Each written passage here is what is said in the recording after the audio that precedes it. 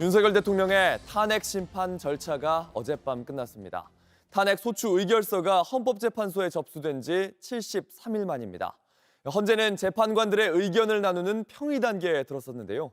이전 사례들을 보면 최종 선고는 다음 달 중순쯤 나올 걸로 보입니다. 이재승 기자입니다. 어젯밤 10시를 조금 넘긴 시각, 8시간 만에 윤석열 대통령 마지막 탄핵 심판 변론이 끝났습니다. 이것으로 변론을 종결하겠습니다. 변론 절차가 원만히 종결되도록 협력해 주신 청구인 소추위원과 피청구인 본인께 감사드립니다. 탄핵 심판 최종 변론은 오후 2시 시작됐습니다. 헌재는 1시간가량 증거 조사를 마친 뒤 국회와 윤 대통령 측의 종합 변론을 2시간씩 들었습니다. 이후 저녁 8시 6분 정청래 국회 법제사법위원장과 윤 대통령의 순서로 최종 의견 진술이 시작됐습니다. 정 위원장은 약 40분 동안, 윤 대통령은 약 1시간 10분 동안 발언대에 섰습니다. 최종 변론이 끝난 뒤 문영배 헌법재판소장 권한대행은 선고 기일을 별도로 고지하지 않았습니다.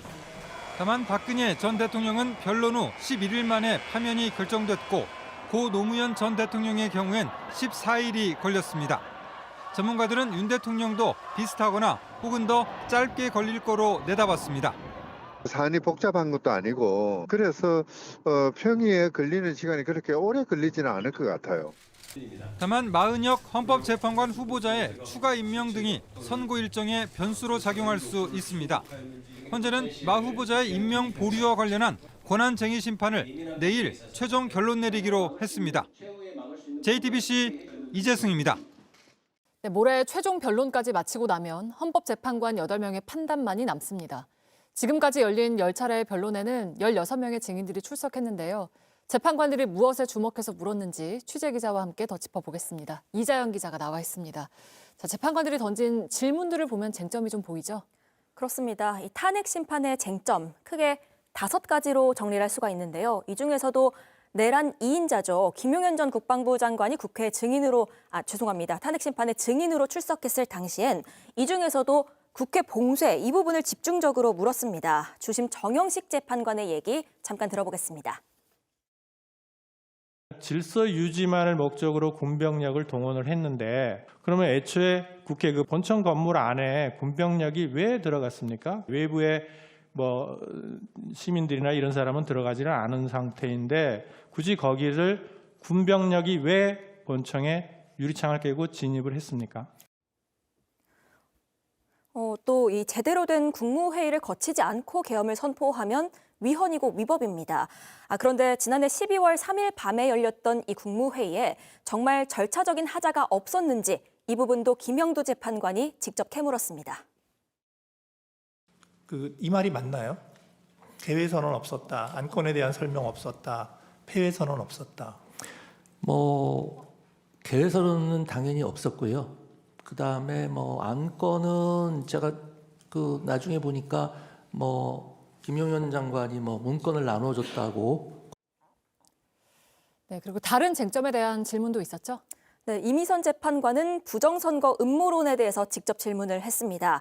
김용현 전 장관과 윤석열 대통령 이 두 사람은 부정선거가 있었는지 확인하려고 의혹을 해소하려고 선관위에 병력을 보낸 거다. 이런 취지로 계속 발언을 해왔는데요. 이미선 재판관은 그럼 그게 비상계엄을 할 정도의 어떤 비상 상황이라고 봤던 거냐 이 부분을 확인했습니다.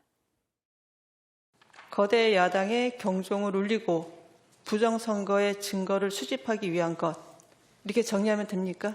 네. 그러니까 이러한 목적을 위해서 비상계엄을 선포할 수 있다 이렇게 생각을 하시는 거죠. 네, 그리고 윤석열 대통령을 직접 신문하기도 했죠. 그렇습니다. 1, 2차는 안 나왔지만 윤석열 대통령이 이제 3차 변론부터는 계속 출석을 해왔는데 이 첫 출석 당시에 문영배 헌재소장 권한대행이 포고령 1호를 발령한 배경, 또 국회의원을 끌어내란 지시를 했는지 이런 쟁점에 대해서 직접 신문을 하기도 했습니다. 본인께서는 이진우 수방사령관, 곽종건 특전사령관에게 계엄 선포 후 계엄 해제 결의를 위해 국회에 모인 국회의원들을 끌어내라고 지시한 적이 있으십니까? 없습니다. 네. 네, 그리고 재판관이 증인에게 직접 질문을 하면서 굉장히 좀 상당히 결정적인 대답을 이끌어내기도 했잖아요. 맞습니다. 가장 최근에 있었던 지난 10차 변론 때였죠. 이날은 한덕수 국무총리가 나왔는데요. 국무회의가 불법적이었는지에 대해서 명확한 입장을 안 밝혔습니다. 그러자 김영두 재판관이 직접 나섰는데 결과적으로 국무회의에 흠결이 있었다고 인정하는 답변을 들을 수 있었습니다. 저희가 증인한테 듣고자 하는 것은 그냥 증인의 생각을 그냥 듣고 싶은 거예요. 그래야 저희들이 사법적인 판단을 하죠. 오늘 좀 더 명확해야 되겠다고 말씀을 드리는 거는 어쨌든 통상의 국무회의가 아니라는 저의 그 말씀과 그것이 형식적, 실체적 흠결이 있었다고 생각하는 거. 네, 여기까지 듣겠습니다. 이자연 기자와 함께 짚어봤습니다. 네, 오대영 라이브의 간판 코너 단도직입을 시작하겠습니다. 정치 고수의 맞수 토론으로 금요일 진행을 합니다. 오늘도 김병욱 전 더불어민주당 의원, 민현주 전 국민의힘 의원 두 분 나와 있습니다. 어서 오십시오. 네. 예, 참 많은 이슈가 있었습니다. 헌법재판소에서 변론일을 마지막으로 잡았어요. 최종 변론인 2월 25일 그리고 종결. 그러면 언제쯤 나올까요, 선고가? 3월 10일 전후 가능성이 높겠죠. 3월 10일에서 15일 정도. 10에서 15일 고주. 3월 둘째 주요. 네, 둘째 주 정도 예. 가능성이 높다고 봅니다. 예. 저도 비슷하게 생각을 하는데요. 물론 헌재가 이렇게 달력을 다 넘기면서 일일이 뭐 연휴까지 고려할까라는 생각은 하지만 그래도 5월 달 연휴 기간이 있어서 그 부분을 고려한다면 말씀하신 대로 3월 뭐 12일 넘어서 그 정도 기간이 되지 않을까 싶어요. 네, 달력 한 번만 더 볼까요? 달력을 계속 보게 됩니다. 요즘만큼 달력을 자주 보는 때가 없었습니다. 수요일이 3월 12일인데 그 전후, 그러니까 11일 또는 목요일인 13일 요 정도가 전망이 되고 어쨌든 저 주에는 결과가 어느 정도 나올 것으로 보인다. 이 말씀에는 두 분의 네. 생각이 크게 다르지 않은 것 같습니다. 공직선거법을 보면 보궐선거의 선거일은 대통령의 권리로 인한 선거 또는 재선거는 그 선거의 실시 사유가 확정된 때로부터 60일 이내에 실시한다라고 보궐선거 등의 선거일을 규정하고 있습니다. 저 35조를 보면 60일 이내면 다 되는 거잖아요. 60일을 넘어가면 안 되는 것이고요. 60일까지는 되는 것이죠.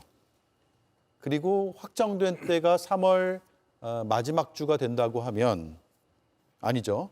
3월 둘째 주가 된다고 하면 결국 대선은 60일 이후 정도인 5월로 넘어가게 되는데 자, 5월 달력까지 너무 앞서 나가나요? 다 보고 계시지 않나요? 네. 사실 다 보고 계시죠? 예. 예. 자, 그 탄핵 소추안에서 이 심판이 인용이 된다면, 그러니까 탄핵이 결정이 된다면 60일 이내여서 5월 5일, 6일, 7일 이후 8, 9, 10, 뭐 그때까지 언제 있을지 모르겠으나 수요일 날 지금 선거가 치러지게 돼 있죠. 예. 예, 통상. 예. 그래서 3월 13일 정도의 결론이 나오면 5월 7일에 수요일이라고 치면 그렇죠. 5월 7일 날 대선 가능성이 있어요. 맞나요? 그런데 이제 날짜를 보면은 뭐 그럴 가능성이 있는데요. 지금 연휴가 쭉 이어지지 않습니까? 예. 금요일이 일이 일반 근무일이지만 샌드위치 데이라서 많은 직장들이 아마 휴가를 쓸 가능성이 있고요. 그리고 5월 1일 이전 그리고 5월 6일 이후에도 개인적으로 뭐 해외여행을 간다든지 뭐 장기 휴가를 보낼 분들이 있을 거예요. 네. 그런 거를 감안한다 그러면 좀 최대한 늦춰서 한 14일 정도 수요일로 네. 본다 그러면 가능성이 있지 않을까 싶고요. 또 사전 투표까지도 감안을 해야 됩니다. 예. 사전 투표는 언제쯤 하는 거죠? 보통 2, 3일 전 금토를 많이 하죠. 예. 이틀 정도. 근데 선관위가 이 모든 것을 감안해서 판단을 할 텐데요.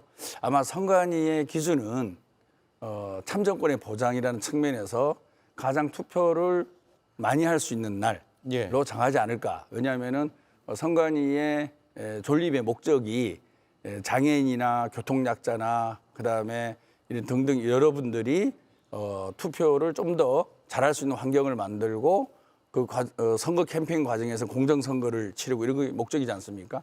그런 측면에서 본다 그러면은 연휴를 지나서 하루 이틀 지나서 사전 투표를 할 수 있는 그런 까지 감안해서 날짜를 잡지 않을까라는 생각을 하고 있습니다. 예. 헌법재판소가 달력 보면서 선거 날짜까지 감안해서 심판 결과를 내놓지는 않겠죠. 저는 그럴 가능성은 좀 적을 것 같아요. 그런데 지금 말씀하신 대로 5월 달 일정이 워낙 많이 들쭉날쭉하고 예. 공휴일이 많기 때문에 아주 고려를 안 할 수는 없다. 근데 말씀하신 대로 그렇게 요일을 다 잡다 보면 헌재 판결이 주말에 나올 수는 없지 않습니까?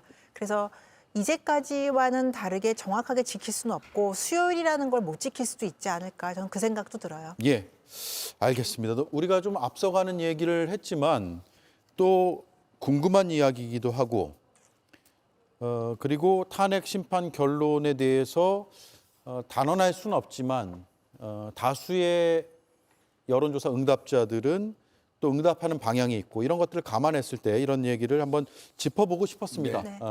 그리고 실제로 많이 보고 계시죠, 달력? 저만 보는 거 아니죠? 국민들의 70%가 보고 있을 겁니다. 예. 네, 알겠습니다. 민현주 의원께는 저도 보고 있습니다. 네. 네. 당에서도 많이 보고 있죠. 그럼요. 네. 예, 알겠습니다.